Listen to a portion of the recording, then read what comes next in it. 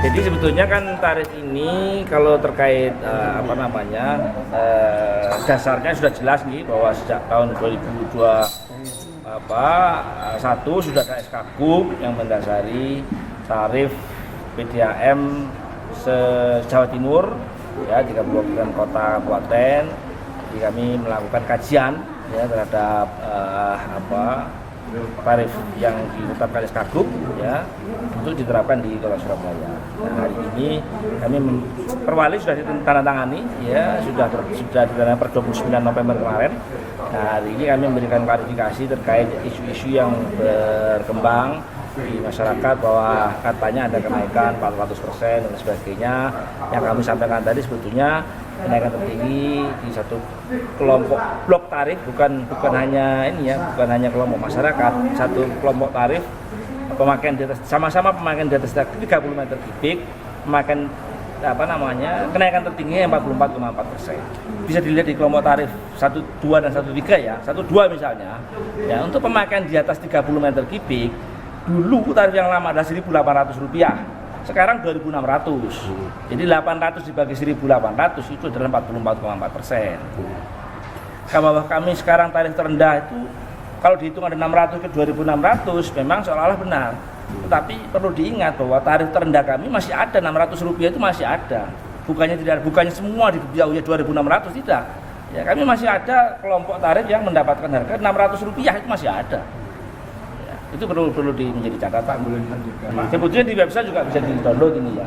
Sudah bisa di website di-download. Kelompok rumah tangga yang luas bangunannya kurang dari 40 meter persegi, kemudian lebar jalan di depan persil kurang dari 3 meter, kemudian daya listriknya 900 watt ya. Kemudian NGOP di bawah 100 juta itu mendapatkan subsidi tarif sampai dengan 30 meter kubik itu Rp0. Ya. Jumlah penerimanya Pak? Dalam? Jumlah penerimanya yang tadi? Tadi kami hitung sekitar total yang mendapatkan subsidi dari rumah tangga itu 150.000 rumah ya, dari data kami ya. Tapi nanti itu akan kita verifikasi lagi. Dulu sama sekali tidak ada loh. Sekarang ada yang digratiskan. Saya pikir itu sudah satu kelebihan lah dibandingkan tarif yang sebelumnya.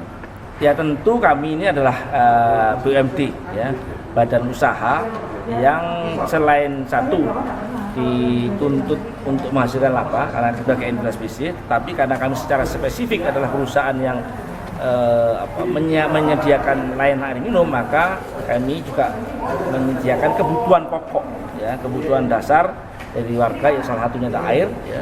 Kalau kita lihat kebutuhan pokok itu adalah 10 meter kubik ya. Nah, di atas 10 meter kubik tentu kami berlaku sebagai entitas bisnis yang harus menghasilkan laba yang tentu juga harus bertahan sustain lah, berkelanjutan. Jadi perusahaan juga harus berlanjut tidak hanya 5 tahun ke depan tapi mungkin juga harus 100 tahun lagi. Semester pertama di 2023 maksudnya. Ya.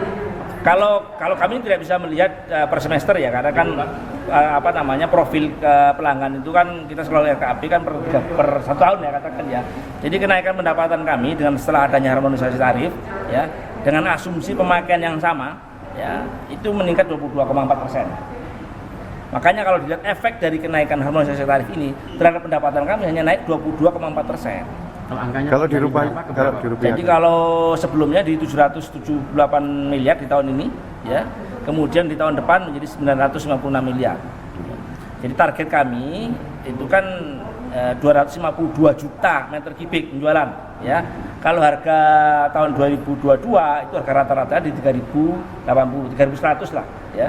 Kalau sekarang harga rata-rata kami menjadi 3.787. Jadi kenaikannya tadi itu dari 778 miliar menjadi 956 miliar.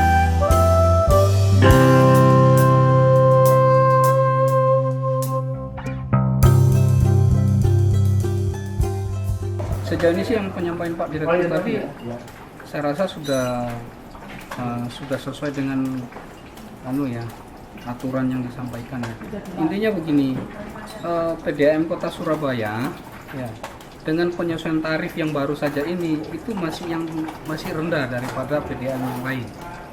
Jadi kenaikannya dari hitungannya tadi kenaikannya cuma sekitar 22% kenaikannya. Sebenarnya tadi kita tanyakan ya semangatnya untuk kenaikan harga ini itu tadi adalah keadilan. keadilan karena dari kenaikan harga ini ada yang tersubsidi.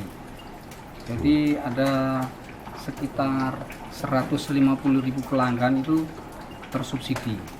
Jadi harapan kita dari Komisi B dengan ada kenaikan tarif ini, nanti kualitas air itu sudah pasti, sudah istilahnya itu tidak ada lagi keluhan-keluhan dari masyarakat. Nah, yang paling penting lagi ini adalah sustainable dari perusahaan daerah, karena PDAM ini kan perusahaan daerah, itu tertuang dalam peraturan pemerintah PP nomor 54 2017. Jadi mereka memang profesional tulen. Jadi mereka lebih melihat ke sustainable perusahaan. Dari penyampaian Pak Diru tadi, Iya, itu kan mereka 6.000. menyampaikan secara bertahap. Karena tadi hitung-hitungan Pak Dirut untuk mengganti semua pipa PDAM itu butuh dana sekitar 6 triliun. Nah, dengan kenaikan tarif yang direncanakan, yang sudah berjalan, itu cuma diasumsikan nanti akan dapat keuntungan sekitar 250 triliun. Jadi kalau kita mau ganti pipa segitu banyak, ya tinggal dibagi. 6 triliun dibagi 250 miliar itu butuh berapa tahun? 24 tahun. Kita tadi menyarankan untuk mengcounter yang 400% itu, kita menyarankan ke PDAM tadi untuk melakukan sosialisasi kepada RT-RT atau RW yang terpilih itu. Jadi menitipkan pesan ke RT-RW yang terpilih itu untuk menyampaikan ke masyarakat bahwa 400% itu tidak akurat informasinya.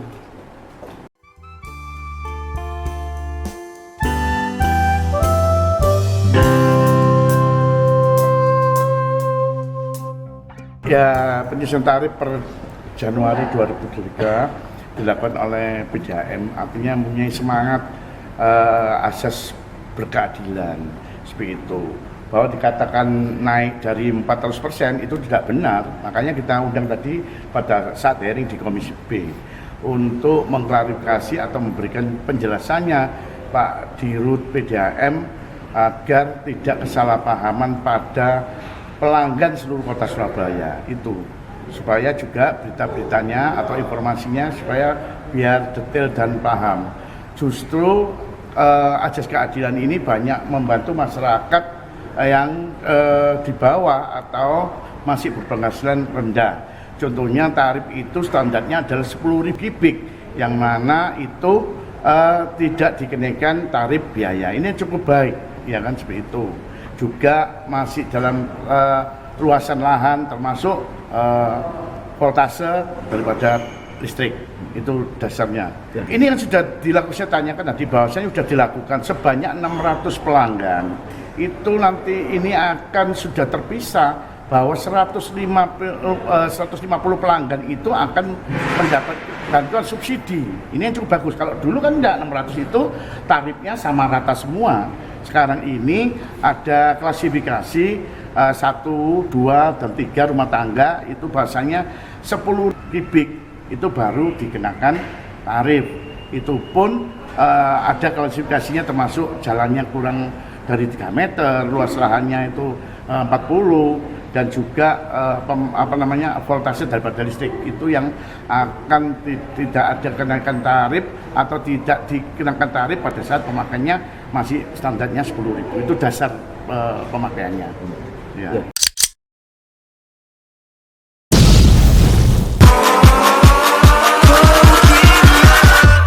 Catch 'em all.